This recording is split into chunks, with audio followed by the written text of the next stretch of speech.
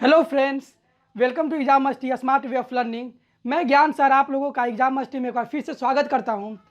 जैसा कि हमने पिछले क्लास में पिछले वीडियो में परसेंटेज स्टार्ट किया था और उसमें मैंने परसेंटेज का इंट्रोडक्शन यानी कि बेसिक बताया था, समझाया था।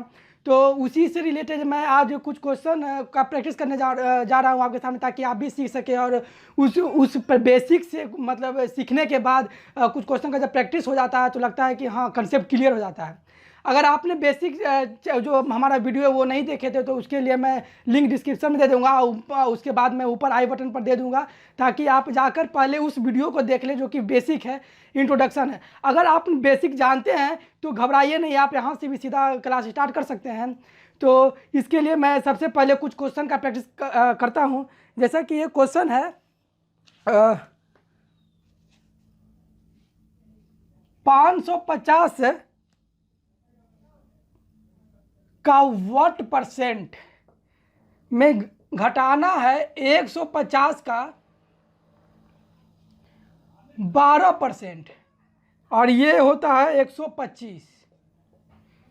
तो इस क्वेश्चन को मैं सॉल्व करूंगा कि ये इसका क्या आंसर होगा। यहाँ पर आपके सामने ये क्वेश्चन पूछा गया था आपका बीपीओ 2010 का ये क्वेश्चन है।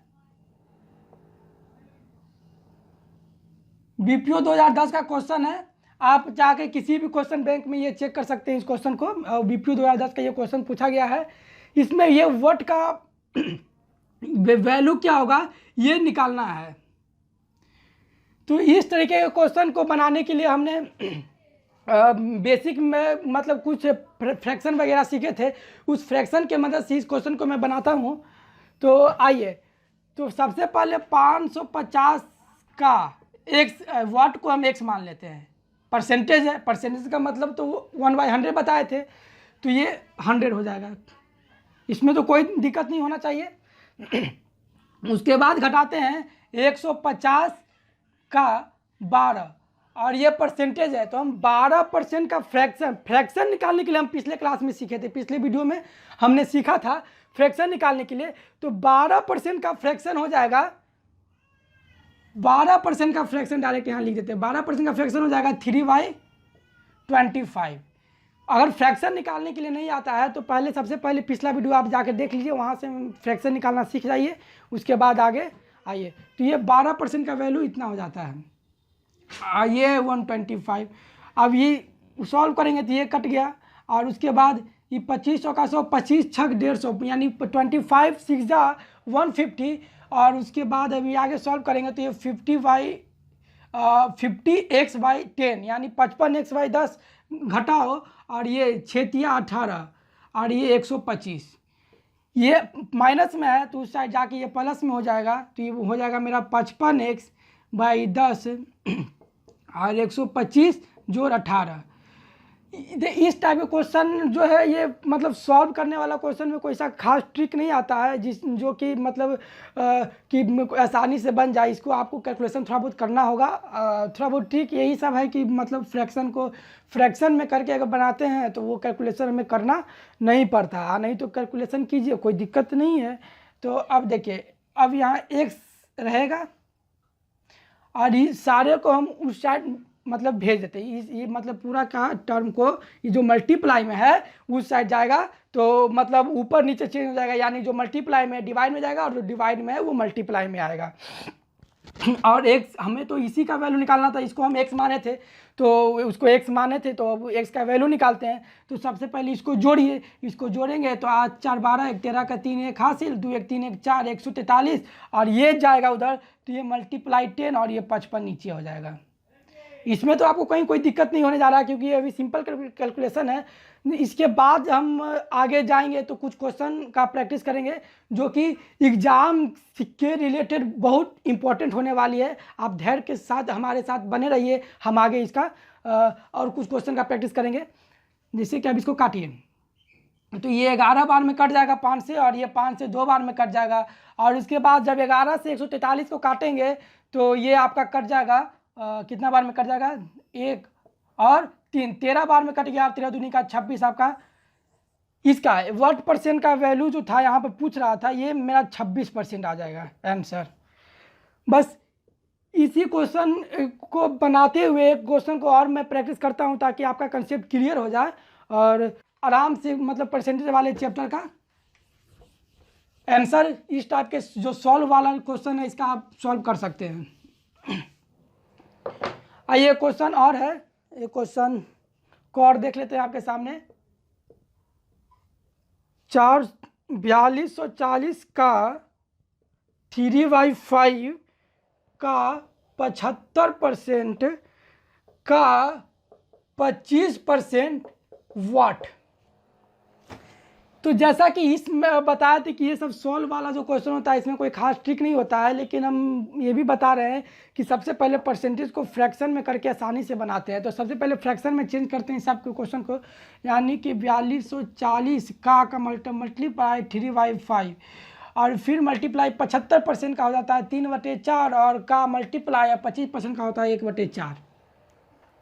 अब इस सारे को कैलकुलेशन करेंगे तो हो जाएगा 4 चौक 16, 16 85, 80 में एक जीरो आता है तो जीरो से जीरो कट गया और 8 से जब काटेंगे तो हो जाएगा 8 पंजे 40 और 8 पंजे 40 अत्या 24 53।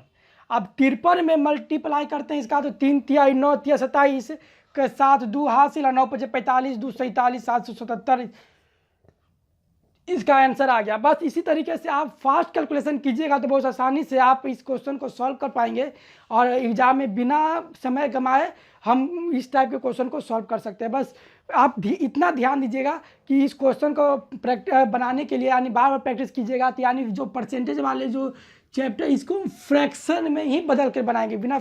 तो ये 75 का ये जो है 3/5 ये फ्रैक्शन हो जाता है और 25 का 3/4 फ्रैक्शन हो जाता है। हम बार बार बोलते हैं कि इस टाइप के क्वेश्चन को बनाने के लिए सबसे पहले ये परसेंटेज को है कि फ्रैक्शन में लिखा जाता है। जैसे 75 का फ्रैक्शन मैं 3/4 लिख दिया। कैसे लिख दिया, क्यों लिख दिया? आइए 25 का फ्रैक्शन 1/4 होता है। फ्रैक्शन में लिखने के बाद क्वेश्चन बहुत आसानी से सॉल्व किया जा सकता है। अगर अभी भी आपको फ्रैक्शन निकालने के लिए दिक्कत हो रहा है तो आइए हम आप तुरंत से फ्रैक्शन निकाल लेते हैं। जैसे 75 का फ्रैक्शन निकालने के लिए क्या बोले थे कि परसेंटेज का मतलब होता है 1/100 से गुना। परसेंटेज का मतलब होता है 1/100 से गुना और ये 75 अब काटिए 25 75 और 25 चौका 100। देखिए 3/4 ये वाला फ्रैक्शन यहाँ पर मतलब 75% का फ्रैक्शन 3/4 हो गया।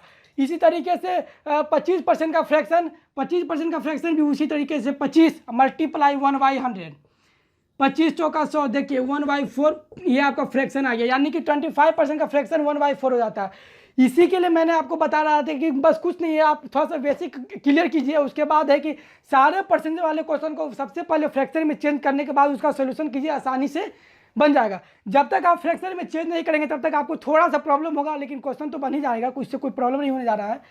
तो इस अब चलते हैं। ये आपका कुछ क्वेश्चन था जो सॉल्व वाला क्वेश्चन आपको हम सोचे कि समझा देते हैं। वैसे ये तो सभी लोग इसको सॉल्व कर लेते हैं, इसमें कोई दिक्कत नहीं आती है, लेकिन जिनको दिक्कत है मैं उनके लिए 1-2 क्वेश्चन लेकर अभी मैंने बताया। अब आगे कुछ क्वेश्चन जो लेकर चलता हूँ, लेकिन उसके पहले उस क्वेश्चन को बनाने से पहले उसका कुछ बेसिक सीख लेते हैं, उसका बेसिक मैं जान लेता हूँ। जैसे कि क्या मतलब अभी हम बोल रहे थे कि आप जोड़िए कि जब हम मेरा कुछ क्या था, कोई सामान हम बाज़ार में ख़रीदने के लिए जाते हैं, तो सामान खरीदने के लिए जाते हैं तो आज देखते हैं कि चीनी का दाम 100 रुपये था पहले, अब बढ़ के 120 रुपये हो गया चीनी का। तो दाम बढ़ गया लेकिन हमारे पास बजट टूटना है नहीं कि मान लीजिए कि हम पहले 100 रुपये में 1 केजी चीनी खरीद के लाते थे तो 1 केजी चीनी से मेरा काम चल जाता था। तो अब क्या हुआ कि चीनी का दाम बढ़ गया, अब तो चीनी 120 रुपये आने लग गया। तो क्या अभी भी हम 1 किलो चीनी खरीदेंगे? खरीद सकते हैं, कोई दिक्कत नहीं है, लेकिन अगर खरीदते हैं तो क्या होगा कि हमारा जो बजट था, जो हमने हर चीज़ पर अपना बजट डिसाइड करके रखते हैं, उसमें मेरा असर पड़ने जा रहा है। तो हम उस बजट पर असर ना पड़े इसलिए क्या करेंगे कि चीनी जो है हम 1 केजी ना खरीद के कुछ कम खरीदेंगे। तो इस तरीके से इंक्रीज और डिक्रीज वाला मतलब कितना दाम बढ़ गया या कितना घट गया, तो हम यूज में यानी खपत में कितना बढ़ा दें कितना घटा दें, इस टाइप का कुछ क्वेश्चन का प्रैक्टिस करेंगे ताकि हम आसानी से जब एग्ज़ाम हो तो इसमें बहुत आसानी से बहुत सिंपल तरीके से उसका आंसर दे सके। बस कुछ नहीं है। जैसे कि मान लेते हैं उसका बेसिक में है कि देखिए जैसे 10% अगर दाम अगर किसी चीज़ का सर दाम बढ़ने या घटने पर खपत में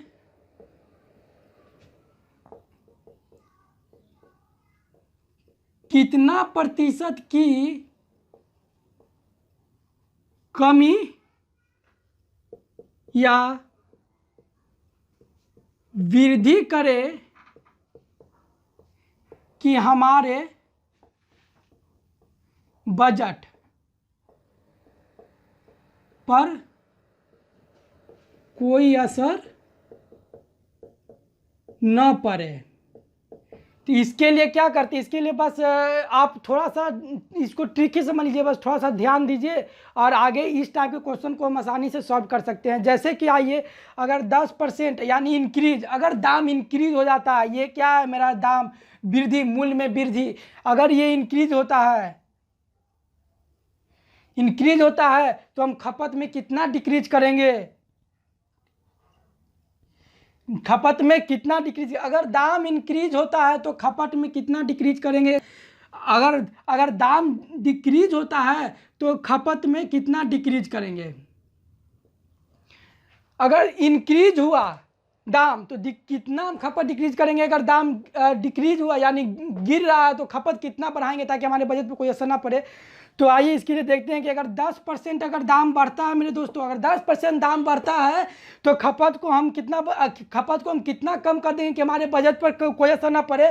तो ये होता है 9 1/11%। अगर हम खपत को कम कर दें तो हमारे बजट पर कोई असर नहीं पड़ने जा रहा है। अगर इसी तरीके से दाम 25% अगर दाम इंक्रीज हो जाता है, अगर दाम 25% इंक्रीज हो जाता है तो खपत को कितना मतलब हम कम कर दें ताकि हमारे बजट पर कोई असर ना पड़े। तो हम इसके लिए 20% दाम को डिक्रीज कर देंगे ताकि हमारे खपत पर कोई असर नहीं पड़ेगा। अगर दाम 50% यानी कि आधा, यानी जितना था उसका आधा बढ़ जाए तो हम खपत को कितना कम कर देंगे ताकि हमारे बजट पर कोई असर ना पड़े। तो उसके लिए कुछ नहीं, बस आपको 33.3% का कमी करना होगा ताकि हमारे बजट पर कोई असर नहीं पड़ेगा। अगर दाम 100% बढ़ जाए, यानी कि दाम अभी 10 रुपये में था 20 रुपया हो जाए, हम खपत कितना कम कर देंगे कि हमारे बजट पर कोई असर ना पड़े। तो खपत सीधा 50% खपत हमको कम करना पड़ेगा मेरे दोस्तों। तो ये क्या है, अब ये कैसे आया, अब बोलिएगा कि ये कैसे आया, वो भी हम अभी बताएंगे कि वो कैसे आया। बस इतना जान लीजिए कि अगर 10% दाम बढ़ता है तो खपत हमको इतना परसेंट करना पड़ेगा, दाम 25% बढ़ता है तो खपत इतना परसेंट गिराना पड़ेगा, अगर दाम 50% बढ़ता है तो खपत को इतना 33.3% कम करना पड़ेगा, अगर दाम 100% बढ़ जाता है तो खपत को 50% हमें कम करना पड़ेगा। अब उसी तरीके से अगर दाम कम हो जाता है तो कितना बढ़ाएं। हाँ सही सुने आपने, जैसे कि अब दाम, अगर अभी तो था कि दाम बढ़ रहा है, अब दाम अगर घट जाए तो खपत कितना बढ़ाएंगे। ये सोचने वाली बात है ना कि दाम बढ़ जाए तो खपत कितना बढ़ाएंगे। तो उसके लिए क्या करेंगे, अगर 10% दाम डिक्रीज होता है, दाम कितना डिक्रीज होता है 10%, तो खपत हमें कितना बढ़ाना पड़ेगा ताकि हमारे बजट पे। आप देखिए, आप भी है कि अगर किसी चीज़ का दाम अगर कम जाता है तो आप क्या करते हैं कि वो सामान जो है कि आप ज़्यादा खरीद लेते हैं। कि आप मान लीजिए कि हम जैसे कि क्या टमाटर है, अगर टमाटर ही खरीदने जाते हैं बाजार में 40 रुपये केजी आता है तो हम सोचते हैं कि नहीं चलो काम भर ही खरीदते हैं, 250 ग्राम खरीद के चलाते हैं। अगर वही टमाटर 10 रुपये केजी हो जाता है तो क्या करते हैं कि हम वो 2 केजी खरीद लेते हैं ताकि नहीं आज हम टमाटर की चटनी भी खाएंगे। इससे पहले क्या करते थे कि टमाटर को सिर्फ सब्जी में डाल देते, लेकिन नहीं, दाम घट गया है तो उसका खपत बढ़ा दिया, अब हम चटनी भी खाएंगे टमाटर का। तो इससे क्या होता है कि हमारा एक बजट रहता है कि हम किसी चीज़ पर कितना खर्च करते हैं। तो दाम घट जाता है तो खपत बढ़ा देते हैं, दाम बढ़ जाता है तो खपत कम कर देते हैं। तो ये ताकि हमारे बजट पर कोई असर ना पड़े। इसी तरीके से अगर दाम 10% घट जाए, तो दाम 10% घट जाए तो खपत को हमको बढ़ाना पड़ेगा 11/9% खपत बढ़ाना पड़ेगा। अगर दाम घट गया तो खपत 1/9% बढ़ाना पड़ेगा। अगर दाम 25% घट जाए तो खपत कितना बढ़ाना पड़ेगा, तो खपत हमको 33.3% हमको खपत बढ़ाना पड़ेगा। अगर दाम 25% घट जाए तो खपत को 33.3% बढ़ाना पड़ेगा। अगर दाम 50% घट जाए, अगर सामान का दाम 50% यानी कि 40 रुपये केजी का सामान सीधा 20 रुपये केजी पर आ जाए तो खपत को हम कितना बढ़ाएंगे, तो खपत को दुगना कर देंगे मेरे दोस्तों। अगर दाम आधा बढ़ गया है तो खपत को दुगना कर देंगे, यानी कि खपत मेरा 100% बढ़ जाएगा। यानी अभी हम 1 केजी लेते थे, हम 2 केजी खरीदने लगेंगे। अभी बताया ना टमाटर वाले केस में बस वैसे ही होता है। अगर दाम पूरी घट जाए तब, यानी पूरा फ्री हो जाए तब क्या करेंगे? अरे 100% का दाम घटने का क्या मतलब होता है? 100% दाम घटने का क्या मतलब होगा कि फ्री हो गया सामान? अरे फ्री हो गया तो इसका कोई लिमिट है कि हम कितना खर्च करेंगे? इसका कोई लिमिट नहीं है, इनफाइनाइट होगा। अब जब फ्री में ही मिल रहा है तो जितना यूज कीजिए, क्या अंतर पड़ने जा रहा है? क्या मतलब हमारे बजट पे तो कोई अंतर नहीं पड़ने जा रहा है। इसीलिए 100% अगर दाम डिक्रीज होता है तो हम क्या करेंगे? फ्री यूज करेंगे, इनफाइनाइट, इसीलिए इसका कोई वैल्यू नहीं होगा। ठीक, अब आगे बढ़ते हैं, तो इस टाइप के कुछ क्वेश्चन को लेते हैं। इसी पर नहीं, ये आया कैसे ये सीख लेते हैं। ये आया कैसे, तो आइए अभी हम सीख लेते हैं मेरे दोस्तों कि ये आता कैसे। यहीं पर बगल में छोटा जगह देख लेते हैं। क्या है? 10% दाम घट रहा है ना। दाम कितना घट रहा है? 10%।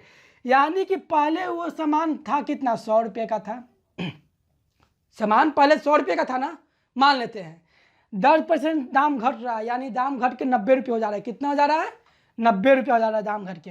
तो दाम घट के हो जाता है 90 रुपया। पहले था 100 रुपया, दाम घट के हो जाता है 90 रुपया। तो दाम घट के हो जाता है 90 रुपया, तो कितना परसेंट हुआ? तो इसी का परसेंटेज निकालिए। 0 से 0 गया और ये आ जाता है आपका कितना?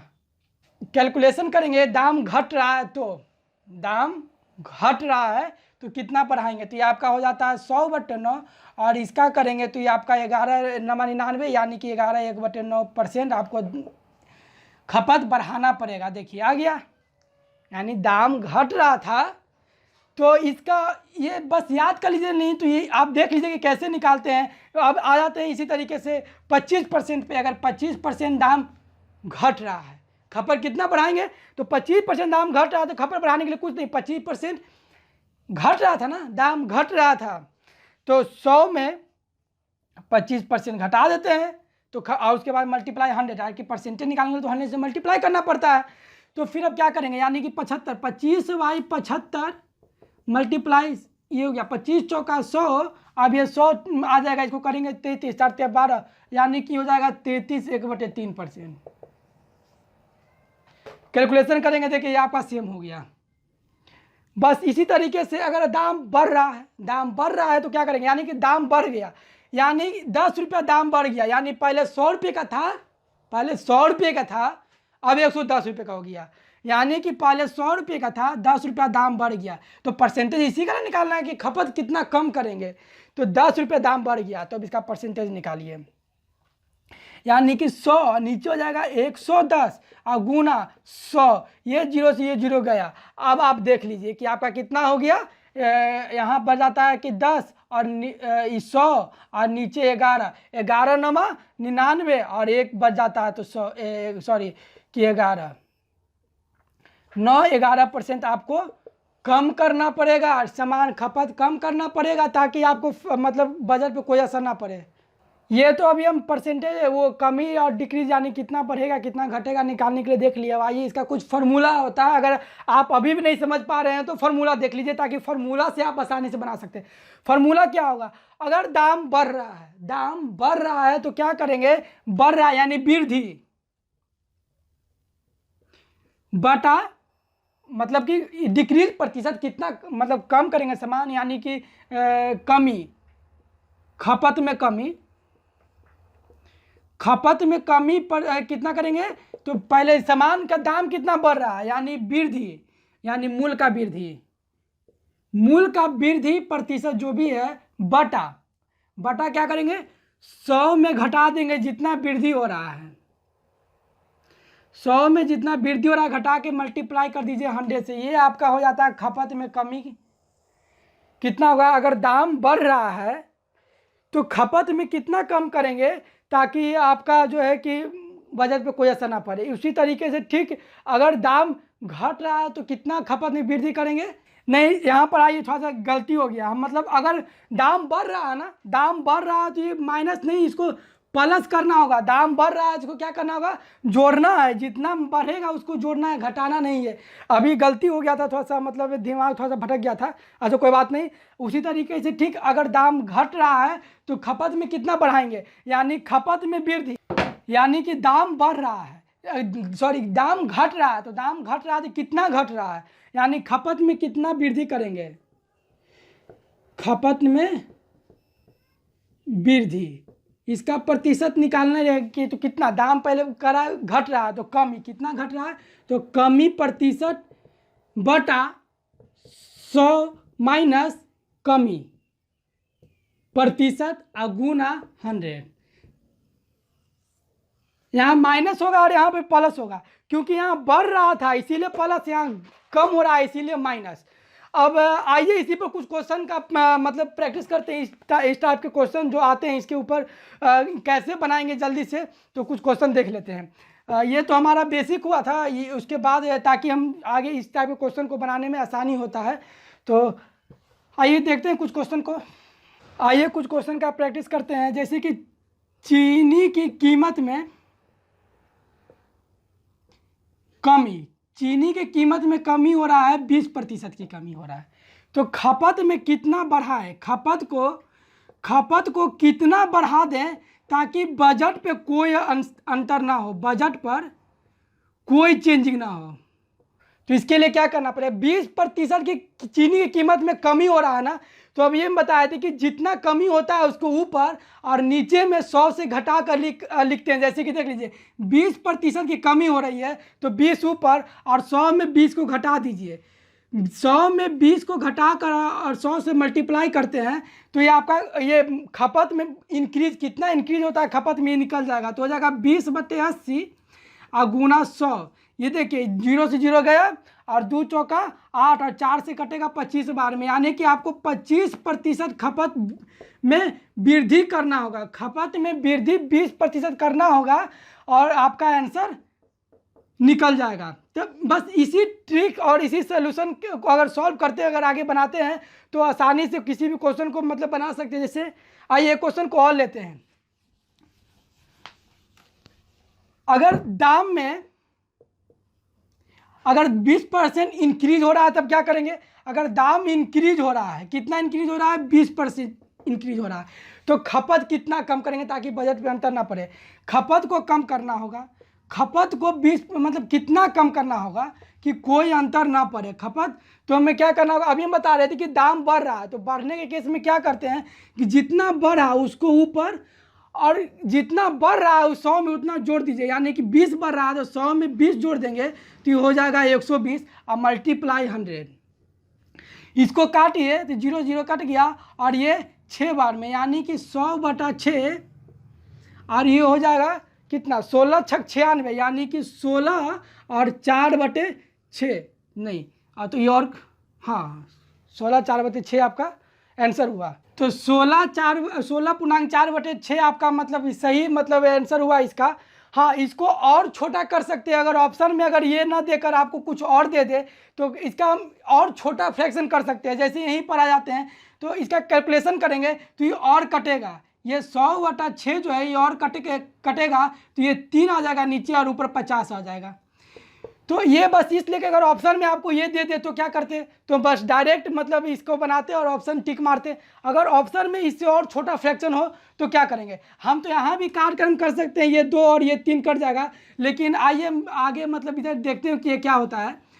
ये आपका 50/3 आ गया, 50/3 आ गया। अब इसका करेंगे तो 16 × 48 और 48 जो है 2 बचेगा, 2 बच गया और 3 नीचे में है तो 3, यानी कि 16.2/3, 16.2/3 भी इसका आंसर होगा और 16.4/6 भी आंसर होगा। अब आपका ऑप्शन में जो होगा आप वो आंसर मतलब टिक कर सकते हैं। बस इसी तरीके से हम दाम में कमी वृद्धि वाला कुछ मतलब सारे क्वेश्चन को सॉल्व करेंगे। और जब तक प्रैक्टिस होगा नहीं तब तक मतलब कि कुछ होने जाने वाला नहीं है, यानी प्रैक्टिस इसके लिए बहुत जरूरी है। नहीं अगर प्रैक्टिस करते हैं तो क्या सम होता है ना कि जहाँ कम करना होता है वहाँ हम बढ़ा देते हैं, जहाँ बढ़ाना होता है वहाँ कम कर देते हैं। तो इसी तरीके से कुछ क्वेश्चन, एक क्वेश्चन और अभी आपके सामने ले लेते हैं कि जैसे आते हैं मतलब अब यहाँ पर करते हैं 10% की वृद्धि।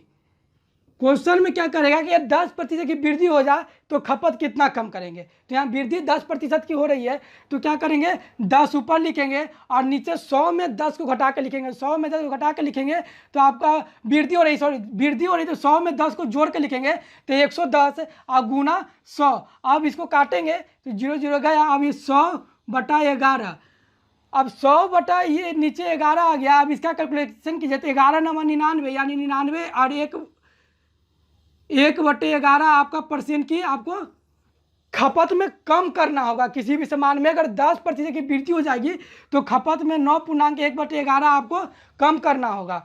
तो ठीक इसी तरीके से हम दाम में कमी वृद्धि या किसी की आय में कम हो जाता है तो उसका व्यय कितना बढ़ा दिया जाए, या उसके आय में कितना कमी मतलब वृद्धि हो जाएगी तो उसके खपत को कितना कम कर दिया जाए। तो उस टाइप के क्वेश्चन को बनाने के लिए हम इसी ट्रिक का इसी मतलब सोल्यूशन का सहारा लेंगे।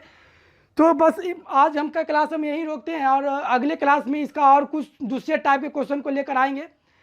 तो यहीं पर क्लास को ख़त्म करते हैं। जय हिंद, जय भारत।